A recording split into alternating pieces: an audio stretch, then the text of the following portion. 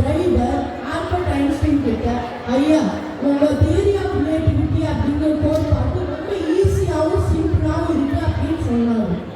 ஏன்னா எனக்கு அத்தனை வாட்டி அது மனப்பாடம் பண்ணி வச்சுருக்கேன் அப்படின்னு சொன்னாரு.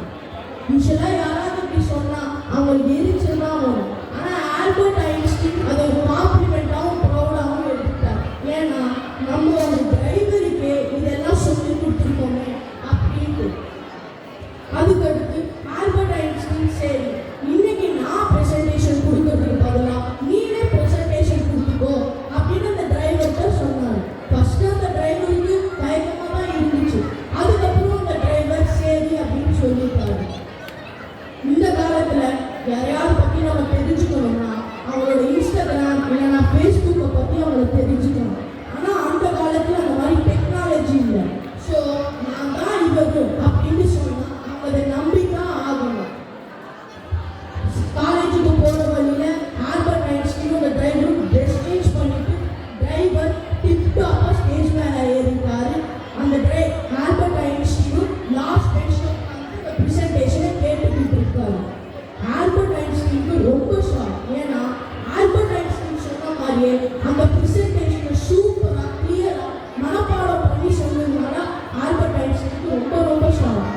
ப்ரெசன்டேஷன் முடிஞ்ச பிறகு கேள்விகள் அந்த டிரைவருக்கு கேட்க ஆரம்பிச்சாங்க. இது வரைக்கும் ஆல்பர்ட் ஐன்ஸ்டைன் வந்த கேள்விகள் தான் அந்த டிரைவருக்கும் வந்தது. ஸோ அந்த டிரைவர் ஈஸியாக மனப்பாடம் பண்ணி அந்த கேள்விகளை எல்லாமே ஆன்சர் பண்ணிட்டாரு. கடைசியாக ஒரு கேள்வி வந்துச்சு. இந்த கேள்வி ஆல்பர்ட் ஐன்ஸ்டைனுக்கு வராத ஒரு கேள்வி அந்த டிரைவருக்கு கேட்டாங்க. அந்த டிரைவருக்கு அந்த கேள்விக்கு ஆன்சர் தெரியலை. சரி எனக்கு தெரியல அப்படின்னு சொன்னா ஆல்பர்ட் ஐன்ஸ்டைனோட பேரு கெட்டு போயிடும். நான் ஆல்பர்ட் ஐன்ஸ்டைன் இல்லை அவரோட டிரைவர் தான் அப்படின்னு சொன்னாலும் அவரோட பேரு கெட்டு போயிடும். இந்த சிச்சுவேஷன் எப்படி ஹேண்டில் பண்ணாங்க?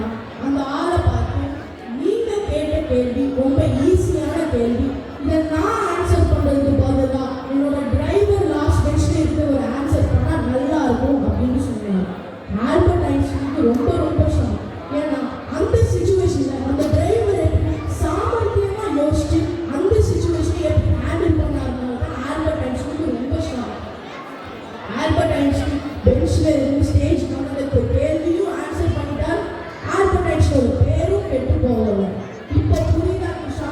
நம்ம லைஃப் சாமர்த்தியமும் அறிவும் ரெண்டுமே ஈக்குவலா தேவை. அப்பதான் நம்ம லைஃப்ல சக்சஸ்ஃபுல்லா இருக்க முடியும்.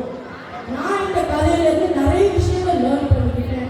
நீங்களும் லேர்ன் பண்ணிட்டீங்கன்னு நினைச்சுக்கிறேன். இந்த கதை உங்களுக்கு பிடிச்சிருக்குன்னு நினைக்கிறேன். நன்றி, வணக்கம். தேங்க்யூ.